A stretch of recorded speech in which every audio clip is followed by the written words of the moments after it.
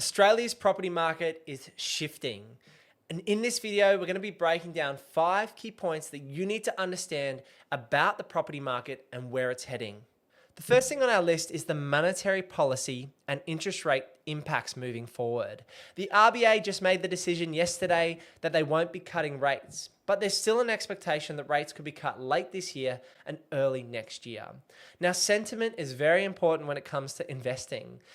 And we still are seeing that there is sentiment and buyer confidence that rates will be cut in the future.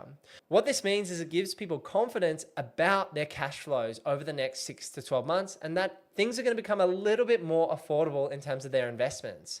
And that allows people to re-enter the market because they can understand their buying power. And so having buyer confidence and understanding monetary policy is important to look at the trajectory of sentiment and where property prices might be heading. The second thing you need to understand is the supply and demand imbalance that we have at this point in time. We have overwhelming demand in terms of Australia's property market. The numbers are showing that roughly 1,500 people per day, around 50,000 people per month, or 500 to 600,000 people per year are immigrating into Australia. As a nation of 25 to 27 million people, 500,000 people is quite a large amount each year. And what this means is we've got continuing demand. Typically, these people are moving into Melbourne and Sydney. And then what we're seeing in the data is that Brisbane has overwhelming interstate migration from the other cities. And so you need to understand that the demand side of the property equation is going up. Now let's look at the supply side. The government was promising 1.2 million homes over a 5-year period, and that is faltering. We're not getting anywhere near that target. I just signed 3 build contracts this year with a major builder here in Southeast Queensland. But to be honest with you, the timelines for those builds are not quick. I'm looking at least 12 months for the builds to reach completion. And then I need driveways and carports, sheds and finishes and retaining walls and all the things that come extras with building a property. And so it's at least 12 months for that supply to come to market, and I'm really budgeting 18 months in my head. And so the reality is that supply is slow. We've got less builders out there. It's getting more and more costly to get trades and actually get these builds underway. And so the reality is we've got a supply and demand imbalance where supply is dwindling and demand is growing and becoming overwhelming. And this is why property prices will continue to run. This is why we're seeing a key shift in Australia's property market because of this supply and demand imbalance. Another key consideration is the affordability of Australia's markets. Both units, townhouses and houses have grown strongly, but the bottom quartile of the market has had the highest rate of growth. What this means is the lowest property prices, so your affordable houses, $500,000 to $900,000 in Brisbane, for example, have grown significantly over the last 12 to 18 months. We're genuinely not taking on new buyers in the buyer's agency at Purpose Property for freestanding houses who have a budget of less than $700,000. To give you some context, I personally purchased 2 deals in Ipswich for $625,000 and $638,000 just 6 months ago. But because we've seen massive demand for the affordable prices of properties, these have grown significantly. And I actually don't think the trend is going to change in terms of the demand for affordable property. So units, townhouses are still potential options, but they lack the large underlying land component, in my opinion. So if you can break into the market and afford to buy a freestanding house between $700,000 to $900,000, that would be my target price point at this point in time because of the overwhelming demand for affordable property.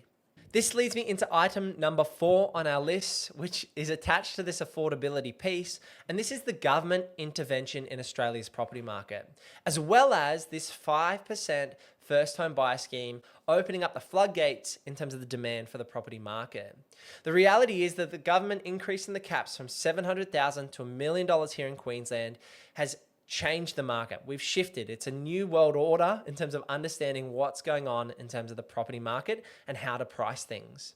And so I've seen on the ground with my team, my 2 managers and the 5 staff, the 5 associates who are covering Moreton Bay, Redlands, Logan, Ipswich, Brisbane and Gold Coast, these 5-6 councils, we're seeing a massive drive in demand between that $700,000 to $1 million price point. And I actually don't think this is going to change over the next 6, 12, 18 months. I think it's only going to get worse. And this is because of the government intervention into this 5% deposit scheme and because the government is focusing on the demand side of the equation largely when it comes to property, and that is continuing to fuel property prices. What this means is we're seeing increased competition, and first-time buyers and investors genuinely target the same price point typically. And so this is going to continue to drive property prices into the near future. The fifth point on this list about Australia's property market shift is probably the most important and the one that you need to understand, and that is the money printing and the deflation of the Australian dollar.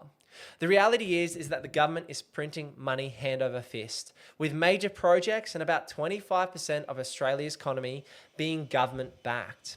What this means is that, and that's just including government sector, not the private sector that's involved with government projects as well. What this means is that our economy is largely based on bureaucratic systems and processes and regulations, and the cost of things is going up. They're also printing money, and that means that your dollar is getting valued less and less over time. This means that there's more money in the system, which will typically flow back into hard assets like real estate and businesses. And so that's why property prices continue to rise over a long period of time. There's just too much money in the system, and we're living in one big giant debt bubble. Now, it's not exciting for me looking at the next generation, 5, 10, 15 years behind me, and where prices are going to be in the future. I don't like, honestly, to see prices going up $10,000 a month or $120,000 a year for affordable houses that were $500,000 and $600,000 and now going to be selling for $700,000 and $800,000, and in a couple of years' time will potentially be $1 million. That's the reality of the market that we're in. And you need to understand that you can lock in debt. Say you buy a property at $1 million with $1 million of debt, and that grows to $2 million. You can keep your debt at the same level, and the asset prices will inflate away from that debt position. And once you understand how this works and how the government and the system and the money printing is set up to increase that flow of cash, that fiat system of currencies is going to continue to pour into Australia's market, that's where you can understand and make sure you get yourself into hard physical assets that are going to grow in value over time. And because of the leverage piece of real estate and the safety and security of an asset, that it's shelter and something that people are going to want in the future, that's why I invest in property myself. And so we are seeing a major shift in Australia's property market. As you can see from today's video, there are multiple areas that are driving up property prices across the broader market. It's just not localized to one specific area or city at this point in time. Now, I myself specialize in the buyer's agency here in Southeast Queensland, and I'm very bullish because I own 6 properties in this market about the growth potential over the next 3, 5, or 7 years. So understanding these key things is critical to building your financial future. And if you want help buying a property here in Southeast Queensland in the next 6 months, head over to purposeproperty.com.au to book in a chat with myself. And give this video a click right here because YouTube thinks that's the one you should watch next. I'll see you over there. Peace.